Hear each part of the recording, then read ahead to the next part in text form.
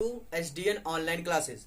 उम्मीद करते हैं कि इससे पहले वाला वीडियो आपको पसंद आया होगा। आज हम जो है केमिस्ट्री क्लास 12th का अगला पार्ट लेकर हाजिर हैं और हम आपको इससे पहले बताए थे कि हुन से डीकर अपक्रिया क्या होता है।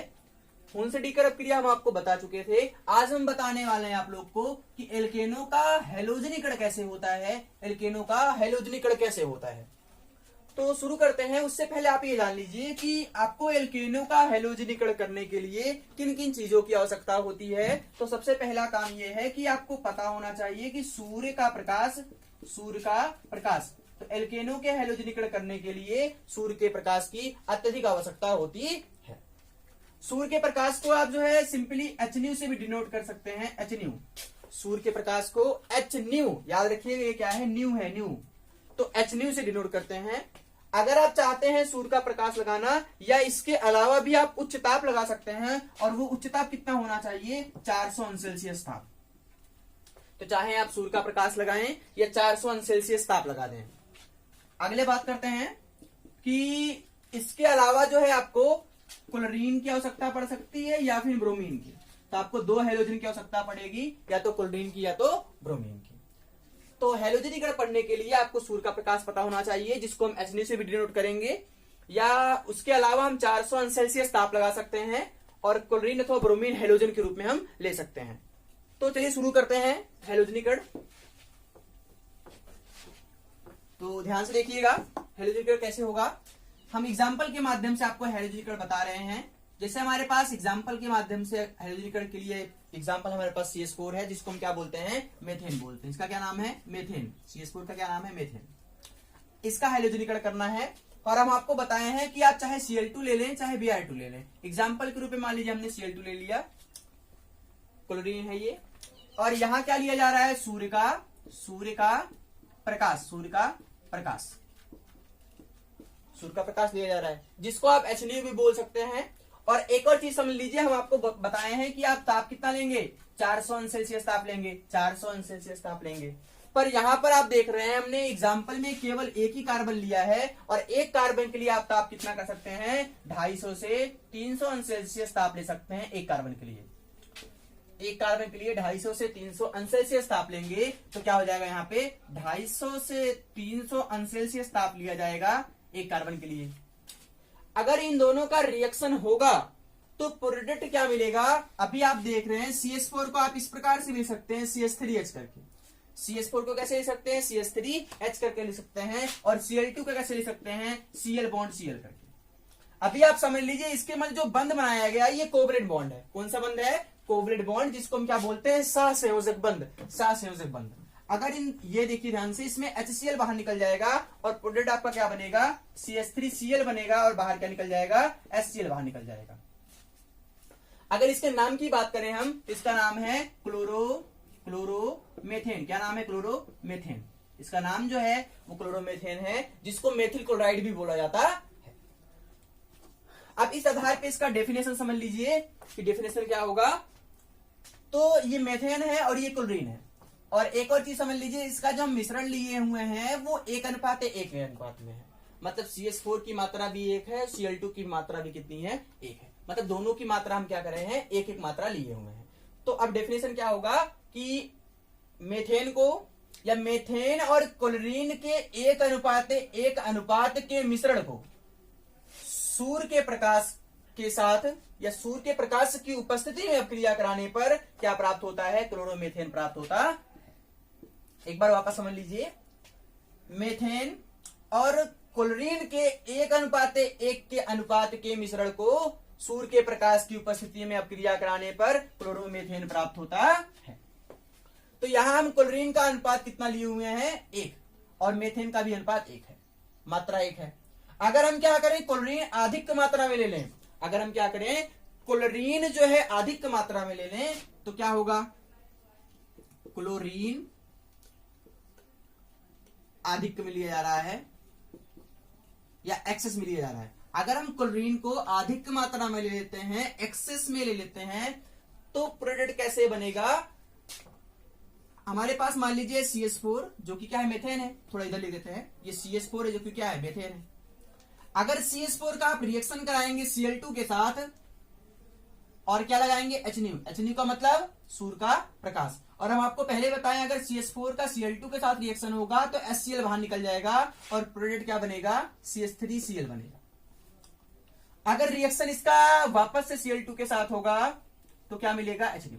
एचन्यू की उपस्थिति में रिएक्शन होगा और प्रोडक्ट क्या मिलेगा वो समझ लीजिए, यहां से एक हाइड्रोजन निकल जाएगा और यहां से एक क्लोरीन निकल जाएगा, अर्थात HCl बाहर निकल जाएगा। और यहां जब CH3 पहले था, अब क्या हो जाएगा, CH2 हो जाएगा और एक Cl2 यहां पर हो जाएगा और HCl बाहर निकल गया है।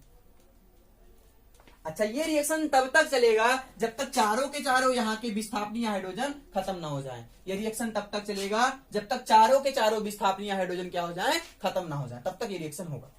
तो मतलब यहाँ एक बार रिएक्शन इसका Cl2 से वापस से होगा और क्या होगा, HNU की उपस्थिति में रिएक्शन होगा। अभी आप देख रहे हैं यहां से एक हाइड्रोजन निकलेगा और यहां से एक क्लोरीन निकलेगा, अर्थात HCl पूरा बाहर निकल जाएगा और आपका प्रोडक्ट क्या बचेगा या क्या मिलेगा वो देख लीजिए। हम यहां लिख देते हैं जो प्रोडक्ट बनेगा आपका, क्या बनेगा, CHCl3 बन जाएगा। क्या बन जाएगा, CHCl3। ध्यान से देखो, यहाँ 2 हाइड्रोजन था, एक हाइड्रोजन निकल चुका है, यहाँ 2 क्लोरीन था, एक क्लोरीन निकल चुका है, तो क्या बचा हुआ है, CHCl3 बचा हुआ है। अभी यहाँ विस्थापनीय हाइड्रोजन की संख्या 1 बचा हुआ है, इसलिए इसका अगर रिएक्शन Cl2 के साथ कराएंगे सूर्य के प्रकाश की उपस्थिति में, तो अभी आप देखिए यहां से एक हाइड्रोजन निकल जाएगा और यहां से क्या निकलेगा, एक क्लोरीन निकल जाएगा। तो मतलब ये हो गया, HCl पूरा बाहर निकल जाएगा और आपका प्रोडक्ट क्या बनेगा, CCl4 बन जाएगा। तो इस आधार पर इन सबका नाम क्या होगा, इसका नाम होगा मेथेन। इसका क्या नाम होगा, मेथेन। इसको मार्स गैस भी बोलते हैं, मेथेन को क्या बोलते हैं, मार्स गैस भी बोलते हैं। इसका क्या नाम होगा, क्लोरोमेथेन। क्या नाम होगा, क्लोरोमेथेन नाम हो जाएगा। इसका क्या नाम होगा, क्लोरोमेथेन। क्या नाम होगा, डाइक्लोरोमेथेन इसका नाम होगा। अच्छा, यहां पे आ जाइए, इसका क्या नाम होगा, ट्राइक्लोरोमेथेन। क्या नाम होगा, ट्राइक्लोरोमेथेन। अच्छा, इसका एक नाम और होता है, हम क्या करते हैं, यहां कहीं लिख देते, देख ध्यान से। इसका जो है CHCl3 का एक नाम और होता है जो काफी ज्यादा पॉपुलर है, उसका नाम होता है क्लोरोफार्म। क्या होता है, क्लोरोफार्म। और क्लोरोफार्म का उपयोग जो होता है वो शल्य चिकित्सा में निश्चेतक के रूप में होता है। शल्य चिकित्सा में निश्चेतक के रूप में क्लोरोफार्म का प्रयोग किया जाता है। अच्छा, ये क्या बना हुआ है, इसको बोलते हैं हम टेट्रा क्लोरोमेथेन। टेट्राक्लोरोमेथेन, ये किसका नाम है, टेट्राक्लोरोमेथेन। ये जो है CCl4 का नाम है, टेट्राक्लोरोमेथेन। और इसका एक नाम और है, हम यहां लिखते हैं ऊपर, ध्यान समझो। CCl4 का एक नाम और है, CCl4 का एक नाम और है, और वो क्या है, कार्बन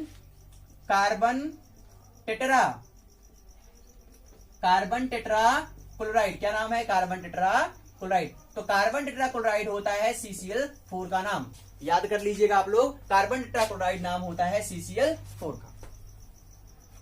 तो ये हो गया आपका एल्केनो का हाइड्रोजनीकरण हो गया। अगर एल्केनो का हाइड्रोजनीकरण आप करना चाहते हैं तो उसमें अगर आप एग्जांपल मेथेन का लिए हैं, तो मेथेन और Cl2 का अगर मिश्रण 1:1 के अनुपात में होता है तो वह क्रिया एक ही प्रोसेस में होता है या एक ही चरण में संपन्न हो जाता है। अगर आप क्लोरीन को एक्सेस में ले लेते हैं, मतलब क्लोरीन की मात्रा अगर आप बढ़ा देते हैं, तो रिएक्शन जो होता है वो तब तक होता रहता है जब तक सारे के सारे विस्थापनीय हाइड्रोजन क्या हो जाए, खत्म ना हो जाए, तब तक रिएक्शन होता रहता। अब हम बात कर लेते हैं अगला जो होगा, अगला हेडिंग की बात करते हैं, इसको हटा के अगले हेडिंग की बात करते हैं। तो जो अगला हेडिंग है वो है एल्कीनो में हाइड्रोजन हैलाइड का योग। अगला हेडिंग क्या है, एल्कीनो में हाइड्रोजन हैलाइड का योग। अगला ध्यान देखिए हेडिंग, एल्कीनो में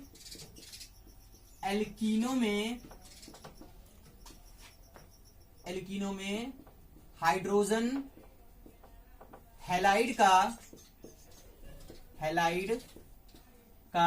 योग। एल्कीनो में हाइड्रोजन हैलाइड का योग, ये अगला हेडिंग है। अच्छा, बोला क्या गया है, हाइड्रोजन हैलाइड। हाइड्रोजन हैलाइड का मतलब होता है HX, और X का क्या मतलब होता है, हेलोजन। X का क्या मतलब होता है, हेलोजन। और हम आपको बता चुके हैं हेलोजन का मतलब होता है क्लोरीन, ब्रोमीन, आयोडीन, फ्लोरीन, ये हेलोजन का मतलब होता है। और हेलोजन को X से दर्शाते हैं और ये X का टोटल मतलब ये होता है। और हाइड्रोजन आप समझ ही रहे हैं। और यहां बोला गया एल्कीन। अच्छा, एल्कीन का क्या मतलब होता है? ये एल्कीन हो गया आपका, और एल्कीन का मतलब होता है CnH2n। ये इसका सामान्य सूत्र होता है एल्कीन का। एल्कीन में क्या होता है? डबल बॉन्ड होता है, आप ये जाने, एल्कीन में डबल बॉन्ड होता है। और इसमें प्राइमरी सफिक्स क्या लगता है? Primary suffix.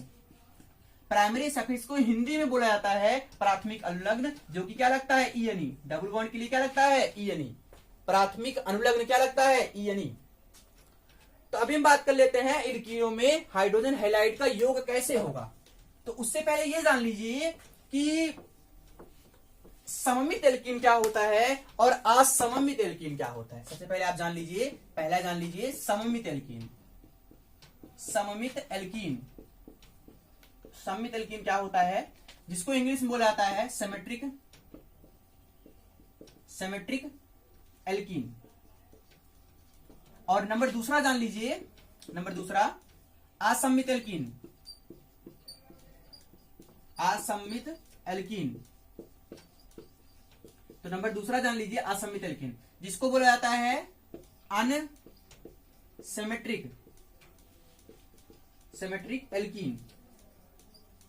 तो पहला है सिमेट्रिक एल्कीन, नंबर दूसरा है अनसिमेट्रिक एल्कीन।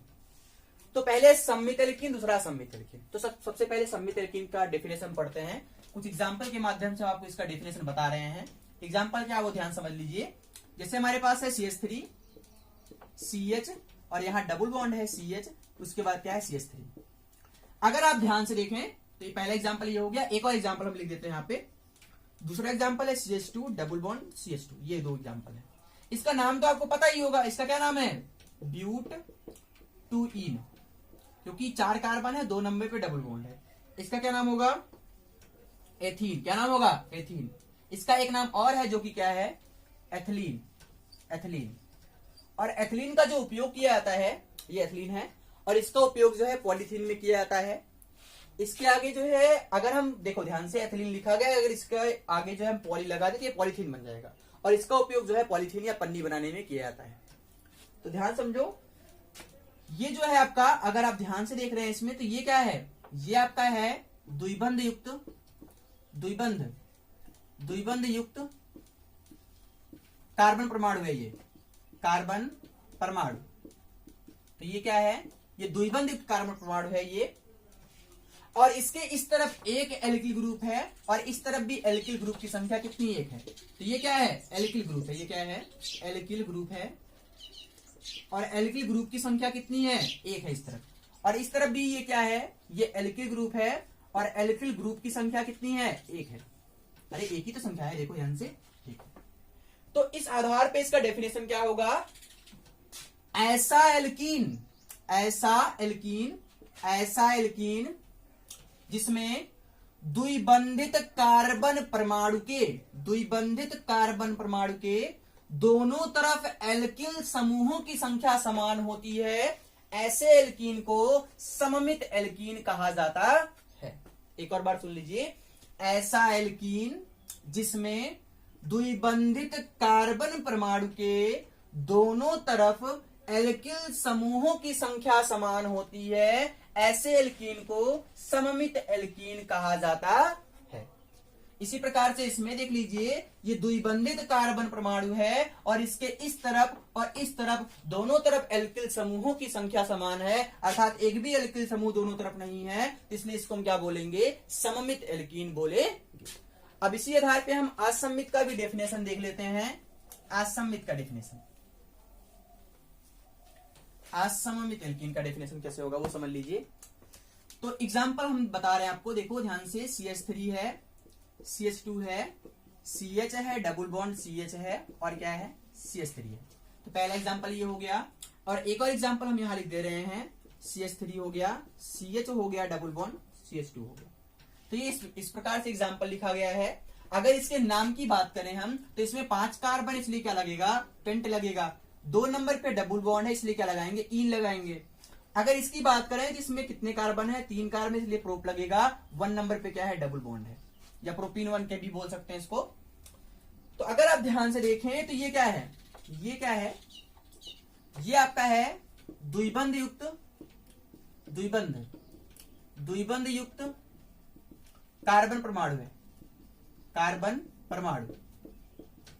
और इधर देखो ध्यान से, ये भी क्या है, ये भी क्या है, द्विबंध युक्त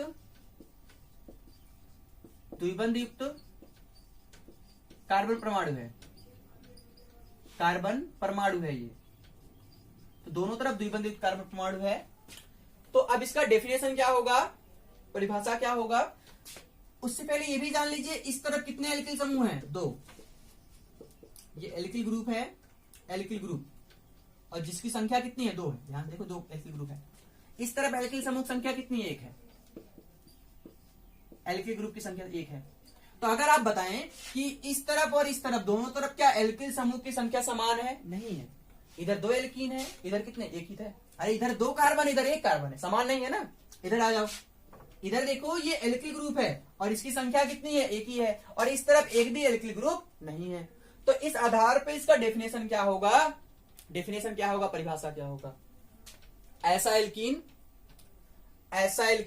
देखो ध्यान से, ऐसा एल्कीन जिसमें द्विबंधित कार्बन परमाणु के दोनों तरफ एल्किल समूहों की संख्या भिन्न भिन्न होती है, ऐसे यौगिक को या ऐसे एल्कीन को असमित एल्कीन कहते हैं। एक और बार सुन लीजिए, ऐसा एल्कीन जिसमें द्विबंधित कार्बन परमाणु के दोनों तरफ एल्किल समूहों की संख्या भिन्न भिन्न होती है, ऐसे एल्कीनों को हम क्या कहते हैं, असमित एल्कीन कहते हैं। इधर भी कंडीशन है। तो ये 2 एग्जांपल। तो इसके बाद जो है, अभी हमें ये नहीं बताया आपको कि एल्कीनों में हाइड्रोजन हैलाइड का योग कैसे होगा। अभी हम एल्कीन का ही पार्ट बता रहे थे। अब इसके अगले लेक्चर में हम आपको बताएंगे कि एल्कीनों में हाइड्रोजन हैलाइड का योग कैसे होता है। और उसी लेक्चर में हम आपको बताएंगे कि मार्कोनिकॉफ नियम क्या होता है, एंटी मार्कोनिकॉफ नियम क्या होता है, और पेरोक्साइड प्रभाव या खेरस प्रभाव क्या होता